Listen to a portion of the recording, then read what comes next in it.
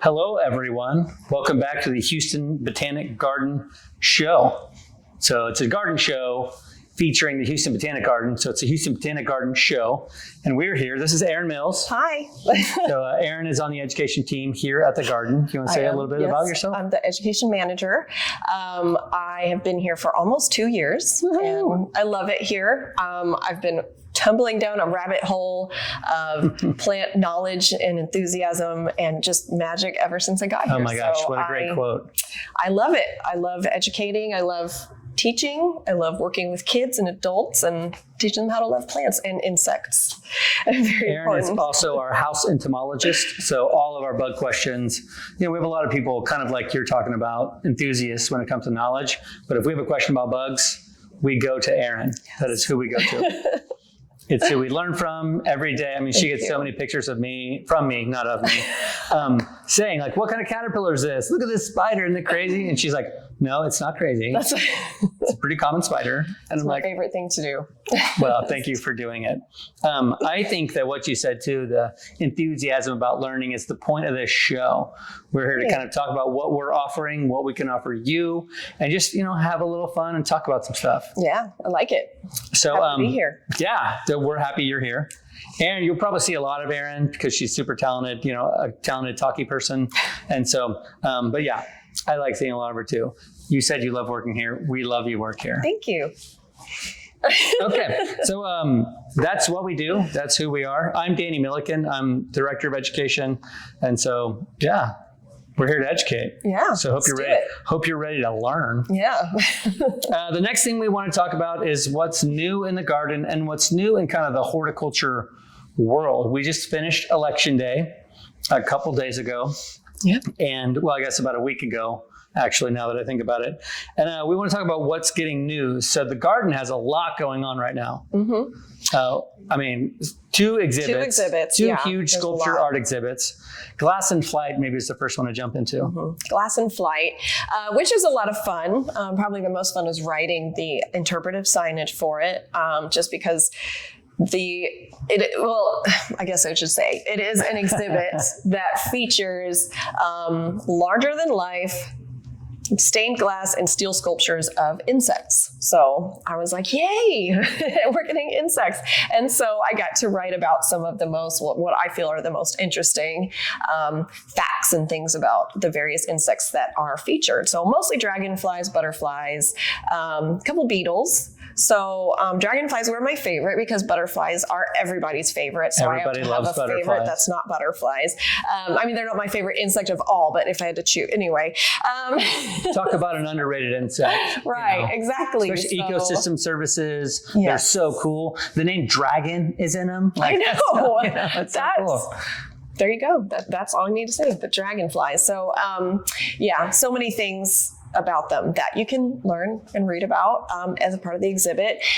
They're interestingly set up so that they kind of catch the sun in different ways throughout the day.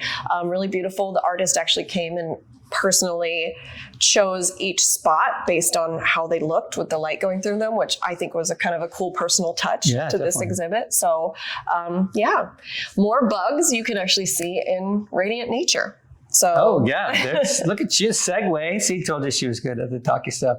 Radiant Nature is not only an incredible kind of sculpture exhibit that we've got in the garden, but it is also our winter lights show. So there's hundreds, maybe even 1,000, I don't know, hundreds and hundreds of sculptures out here that are all lit from the inside, but they're fabric and steel. And so they catch the sun beautifully. So it's wonderful to see them kind of out in the garden. And really, you can't walk very far in the garden without being close to one of them. Mm-hmm. We have tunnels, we have monumental, huge ones.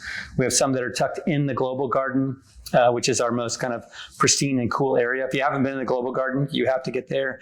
I'm excited about it. The gardens are chock full of interest right now.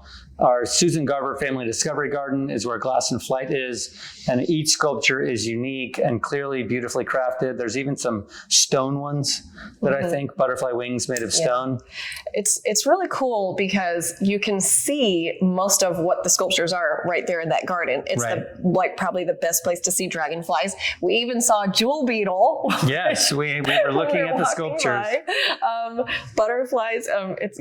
So you can see real life. A jewel beetle is like a little beetle that you wouldn't know was really pretty. It's maybe like the last tip of your finger would be a large one. And that's what we have here. In other parts of the world, they are big and they're boldly beautiful, but some of the ones that we have here are a little more.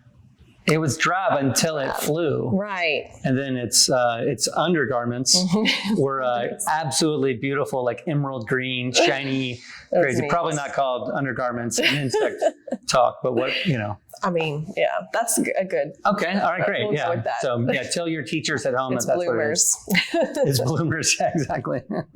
That's great. So Glass in Flight, Radiant Nature, beautiful things we have going on here.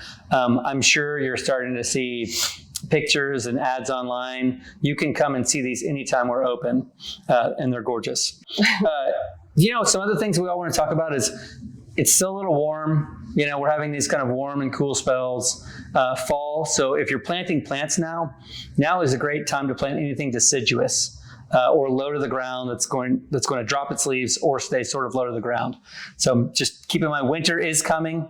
So planting some of your tropicals may not be a great move right now, but anything that loses its leaves or kind of is a ground cover. Too. Wildflowers, this is the time to plant them because they need that cold, wet to kind of germinate and grow all through the winter. It's amazing. You're like, no, we got to protect them. No, they grow and then they will be ready to bloom in the spring. I'm really happy you said that because it's something I forgot about, but it's also a really cool treat to give yourself because you put them in now and you probably will forget about them. And then you can. You don't have to do anything to them. And they'll start popping up, so showy. What are some good wildlife? They are wildlife. We don't think of wildlife as plants very often, but that was a mistake word by me. I mean wildflowers.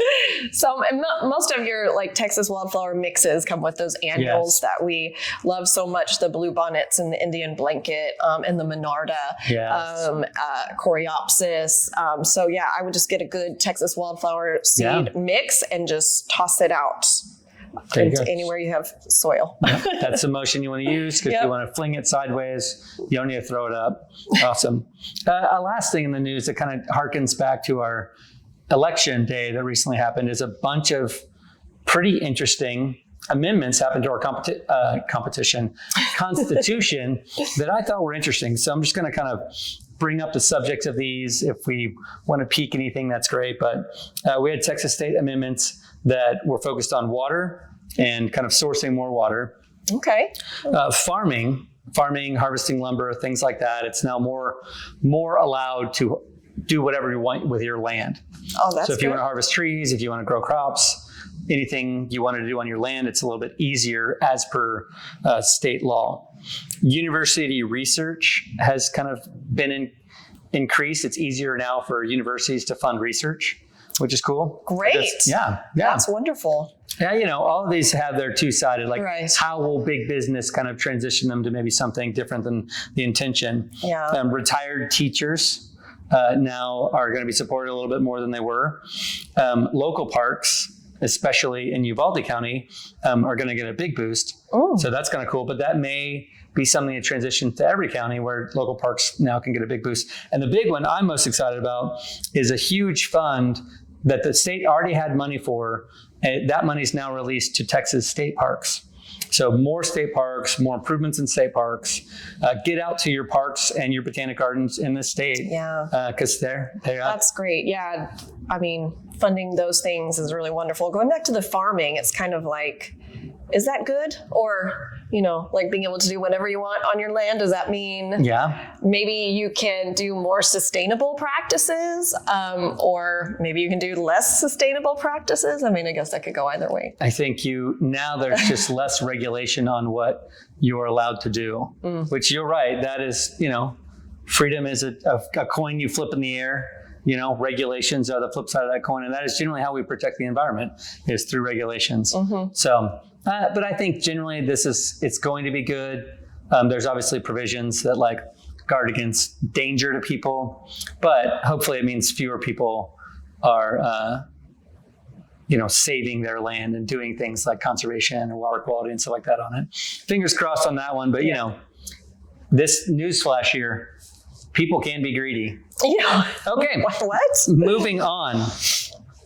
So now you've learned a little bit about glass in flight, radiant nature, seen some cool pics of some of those photos, and we learned that you love insects. Mm-hmm. So we're gonna, this is the part of the show where we interview our co-host. Well, Yay. I interview the co-host. Maybe someday someone will interview me. We'll see. Maybe. Let's not bet on that. So I have so many secrets. No, I'm just kidding. So Aaron Mills, everybody. So I guess the big question is, how did you choose entomology? Okay, I'll try. Oh, entomology. Wow, I was about to answer a totally different question. That'd be awesome. If you were like, well, I've always loved brown sugar, and so. Yeah. I stumbled upon entomology in college, and I had never even heard the word before. I had just a regular suburban upbringing where I just didn't think a lot about ecology or really very much about insects or any of sort of the smaller things. I was very focused on dogs and horses, and I love animals like many kids. So I, from birth, was meant to go to Texas A&M. I have a very big Aggie family. Okay. My grandparents retired to College Station, so I was born there. So, yeah, my husband was too. Oh, nice. And Brian, actually. But ever since I was a child, we had a house up there. We'd go to all the games. So, but I knew that I was going to go there and become a veterinarian. So that was my whole, just very straight and narrow path, for my whole life.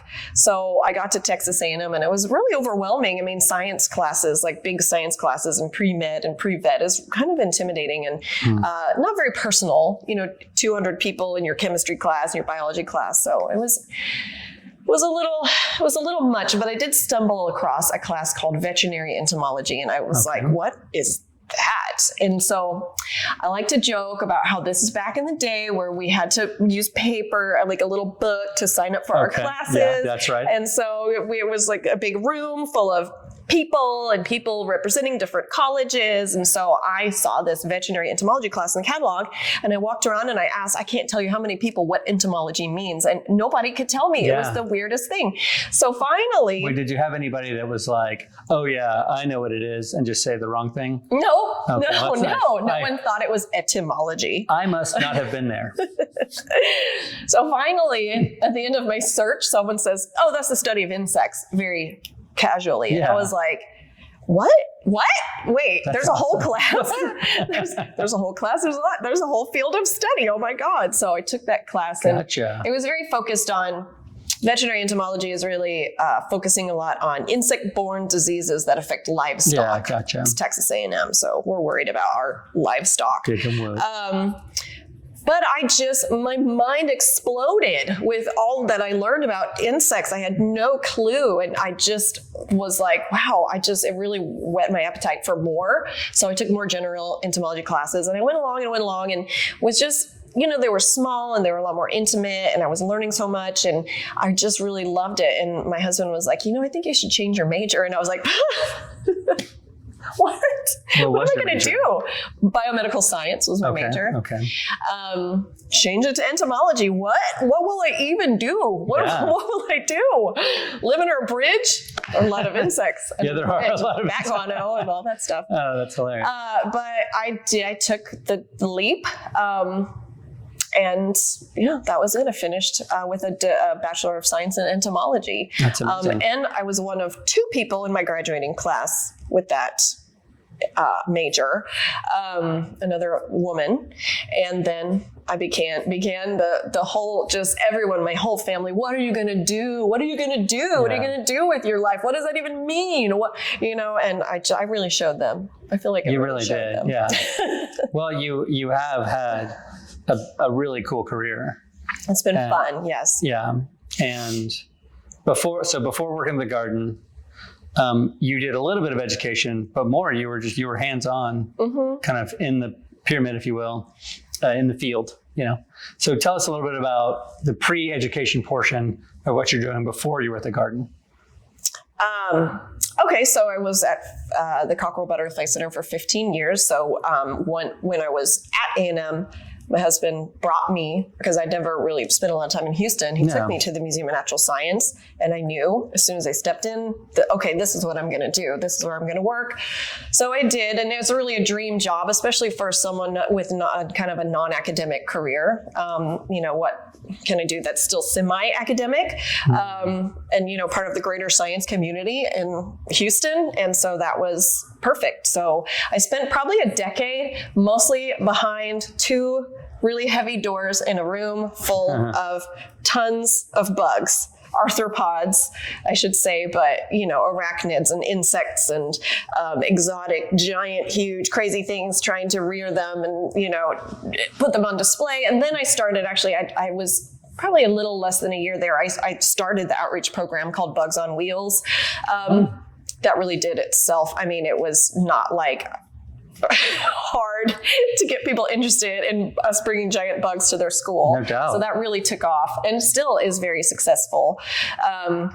But yeah, I spent a lot of time just back there, just feeding and caring for and, experimenting and bringing in different species. And there was also a public display that I was in charge of. And then just kind of generally spread my wings from being called my position of insect zoo manager to It's a great entomologist, because I don't have a higher degree, what do you call it, a second degree, whatever, a master's degree. I don't have a PhD. Overgrad.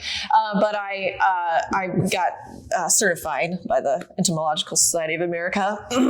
And but my knowledge just grew and just leaps and bounds from college, just because, working with these things in person and just learning so much about their behavior and ecology and, I spent a long time doing that. And then, like I said, just kind of growing what I did, into writing content and writing articles and giving talks and doing outreach until I finally kind of climbed up to become director.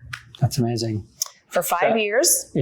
I'm sorry to interrupt. That's all right. If you have a school or somewhere where you want to do a bug talk, we love that. Absolutely. Yeah, I have some bugs. They're not exotic, but they're still not on fun wheels. and cool. They're not on wheels. They have handles though. So bugs with handles is kind of maybe not. We're still workshopping that one. Yeah. What to call it, but that's so amazing.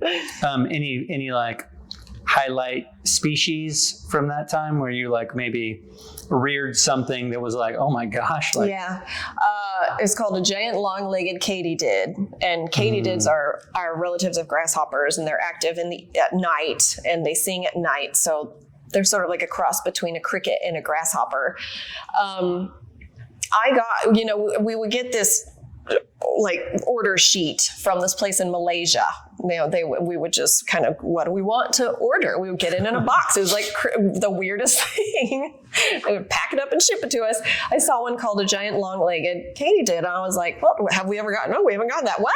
Yeah. What? Okay, so I ordered it. Cool. Came in the mail. It's like Christmas. Every time you get a box full of bugs, you open it up and they're all, kind of like packaged in like old soda bottles and, things that are taped together. Let's acknowledge for a moment that it's a lot of people's nightmare Christmas to get your package open up and then there's a bunch of insects. Giant insects. Yeah. So it was like this long. Wow. I mean, it was like a bird. It just walked out onto my arm. Oh, and its antennae were like this long, like longer than its body, and they're just going everywhere. And I was just like, I love this creature more than anything that I've ever.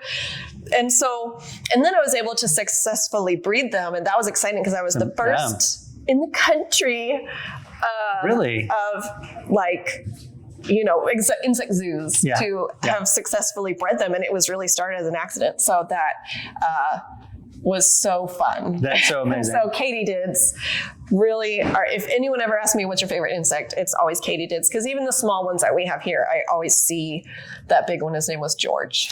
So Erin, I do believe in bad questions. Like I believe that there is such a thing as a bad question. There is. example, one time I was showing people an apple tree and they were like, what are those limes growing on it? And I was like, no, so they're small apples. You know what I mean? A baby apple. He's like, they look like limes. I was like, okay, well, so that's a bad question. Can I tell you mine real fast? Yes, real of course, fast. of course. When I worked in the Butterfly Center, someone asked me if all of the insects in the insect zoo, which each one features a different adult insect, turn into butterflies. So yeah, so that's also a bad question. And you know, if you're the one that asks those questions, I don't know, work on yourself. Okay, so this may be a bad question. Maybe I'll phrase it so I don't look as stupid. But locusts and katydids, related? Yes. And well, growing up in Texas, you hear and you find the shells, those little, Cicadas. old skins of cicadas, and you call it a locust shell. I've called it a locust shell my whole life, or at least where I am from. And then the mind-blowing thing I learned when I got to college was that, a locust is a migratory form of a grasshopper, not a cicada. Yeah. A cicada is very, very different, in a completely different order. So, a locust is the migratory form of certain species of grasshoppers. So kind of like a lot like a monarch butterfly. For whatever environmental reason, they decide they got to get out of Dodge. They will, in their next generation, actually, will be basically born as more robust, stronger flyers, other little morphological differences, and they'll migrate. That's so cool. Eating everything in their path. In their path. So you're a mom, and you also do a lot of the kids programming here. Yes. How do you take what your kids like and then add it to the programming that happens here at the Houston Botanic Garden? Well, honestly, I kind of feel like I start things here first, and then I take them home and kind of test them on my kids. That's great. We're very busy at home, baseball and school and, other things that just keep us outside, but just busy. But yeah, if I just get ideas but I got to test them. So at home we will, make all kinds of fun stuff. Like, guess what? I got paint and I got rocks, or I got, sticky tape and butterfly wings or whatever. And we're gonna make some stuff. Well, that's lucky for us. I know we've done a lot of really cool and unique crafts with real objects from the garden, actual flowers, actual, bug parts, leaves, things like that. Yep. So it's a really cool experience to be able to come up here, make something, take it home, but its origin be actually an item from the garden itself. Yep. I get really bored very easily. So I'm constantly trying to think of what's different, what's just something that's so cool you never thought you would, do it here. So yeah, when we do Botanic Camp or whatever, I'm constantly thinking of new ways to engage the kids and make it a lot of fun, because I feel like a kid. I want to have fun. Yeah. Well, Botanic Camp is a summer camp, but we are having a winter program of it, as well as our spring one. So stay tuned to our website for that. As we talk about things that are happening, upcoming things, we always do want to point out how beautiful plants are in the garden. We have a lot of really amazing things right now. What's a plant you're seeing out there that you're like, whoa, that's nice? I really love the Gulf Muley. I have to tell you, this is a fun time of year for that. Also the camellias, if you are ever wondering all the other times of the year, when do those ever bloom? This is the time that they bloom. Winter time. So if you're coming in to see Radiant Nature or Glass and Flight, swing by the camellias. They'll be putting on a show very soon. Those are on the Asian hillside, and they really bring that whole section to life this time of year. One of my favorite plants all of the time, but right now it's flowering. It's called Little Bunny Apuntia. It's like a prickly pear cactus, but it's like little and fuzzy and cute. Well, it's flowering right now.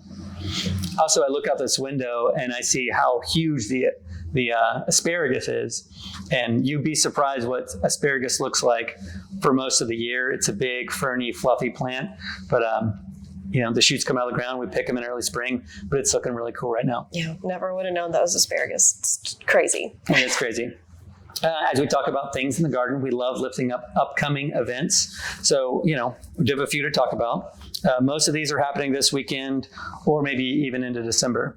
Yeah, so yes. Brunch and bouquets. Yes, Brunch and Bouquets is a series that we started in the spring. We'll have it kind of Mother's Day weekend and then a weekend in the fall. So this fall, the one that you'll attend, the first part of it is going through growing your own cut flowers, which ones are best to choose, how to care for them, how to cut them, how to kind of arrange them. And then the second half of the class, we will have, you will actually get walked through how to make an arrangement. So this time we're having an Ikebana artist come in and teach you how to make an Ikebana arrangement. We'll also have the Ikebana Society's exhibit here during that time, so you can make your own and you can see what they have out there. It's going to be really beautiful and really fun. And of course, it's called Brunch and Bouquet, so you get pastries and some mimosas. So nice. And you take home some flowers. Yes, you take home some flowers. Ikebana is a Japanese tradition of arranging flowers and plant parts, and it's very great thing to search online. Yes, there's a lot to it. You can find out a little bit from the website, but you can Google it too. Another one called Wine and Wreaths. Yep, that's just, we like to have wreath workshops here. We're going to have some for families in December, but this is your chance as an adult to come have fun making holiday wreaths with natural items and get some wine. Everything's the a little wreath more on fun your with wine. door. You could have made the wreath on your door. Yep. So cool. And then the last thing I have on my notes here is in December, we have a Houston Plant Market. Houston Plant Market is one of our partners. We like to have them here at the garden, and we like to work with them when we can. But they will have, it's a plant market, so they'll be selling plants, mostly your tropical sort of indoor plants. They also have vendors, artisans, people who make soaps and people who have bees and make bee products and people who are selling their art. So it's a great time to come during the holidays, buy some plants, buy some gifts for your friends and family.